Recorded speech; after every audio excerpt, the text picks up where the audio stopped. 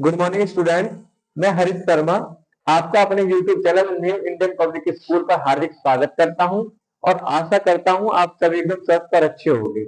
साथ ही जैसे कि आप सभी को बताया कि आपकी बोर्ड की 2026 के लिए जो आने वाली एग्जाम है उनकी डेट शीट आ चुकी है। 18 फरवरी से आपके एग्जाम है, तो उसी को ध्यान में रखते हुए आपके लिए जो वीक बच्चे हैं जिनका भी मैथ में कुछ भी नहीं पता, जिनको अपने पास होने की उम्मीद नहीं है, उनके लिए मैं इस वीडियो में काम कर रहा हूं ताकि आप मेरी इस वीडियो से जुड़े रहें और ये वीडियो आपको दोहराई नहीं मिले। तो आप और ऐसे क्वेश्चंस रखना आपके लिए जिसमें आप बेहतरीन से बेहतरीन मार्क्स अपने ला सकते हैं। जो हर साल बोर्ड में क्वेश्चंस आते हैं, ऐसे क्वेश्चंस इस वीडियो में आपको दोहराई मिलते रहेंगे। तो ऐसा एक टॉपिक होता है जिसका नाम होता है अर्थमेटिक प्रोग्रेशन, जिनको हिंदी बोलते हैं समांतर श्रेणी।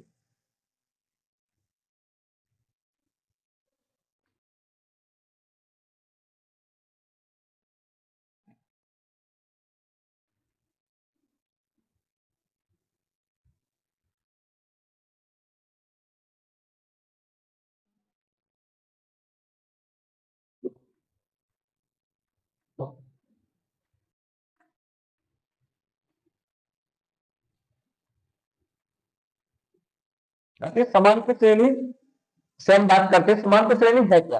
जैसे कि मैंने लिखता हूँ 5, 7, 9, 11, 30 डॉट। आप देख रहे हैं एक सीरीज लिखी हुई है 5, 7, 9, 11, 30। अच्छा, जब इनके बीच का डिफरेंस हम बात करते हैं तो इनके बीच का डिफरेंस भी सेम दिखता है। यहाँ भी 2 का डिफरेंस है, यहाँ भी 2 का डिफरेंस है, यहाँ भी 2 का डिफरेंस है, यहाँ भी 2 का डिफरेंस है। इनके सबके बीच का डिफरेंस सेम है। आप देखोगे यहाँ 2 का डिफरेंस हो गया, यहाँ भी 2 का डिफरेंस हो गया, यहाँ भी 2 का डिफरेंस हो गया, यहाँ भी 2 का डिफरेंस हो गया।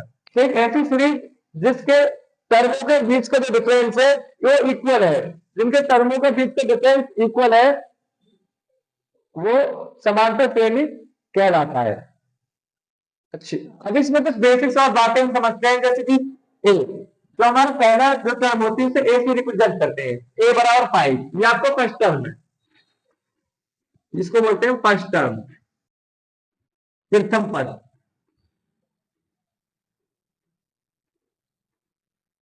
उसके बाद आता है डी, जिसको इंग्लिश में बोलते हैं कॉमन डिफरेंस।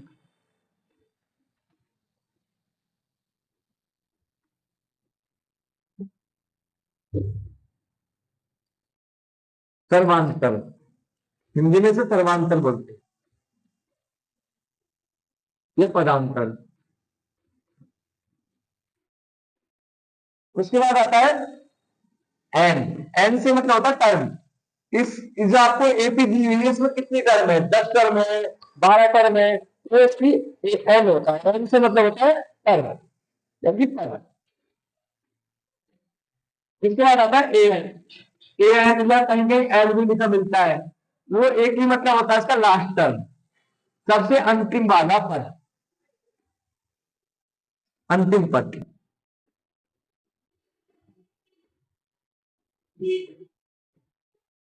स्टूडेंट्स यहां तक आप नोट करेंगे, ये सारे इसके सिंबल है कि आप कैसे पहचानोगे। ए लिखा हुआ है तो इसे क्या बोलेंगे, बी लिखा हुआ है तो क्या बोलेंगे, एल लिखा हुआ है तो क्या बोलेंगे, ए एन या एल लिखा हुआ है तो इसे क्या पहचानेंगे। तो एक और होता है फर्स्ट टर्म, जिसमें जैसे जैसे फर्स्ट टर्म क्या है, एक का 5, ये इसका फर्स्ट टर्म है, तीसरा मतलब है प्रथम पद।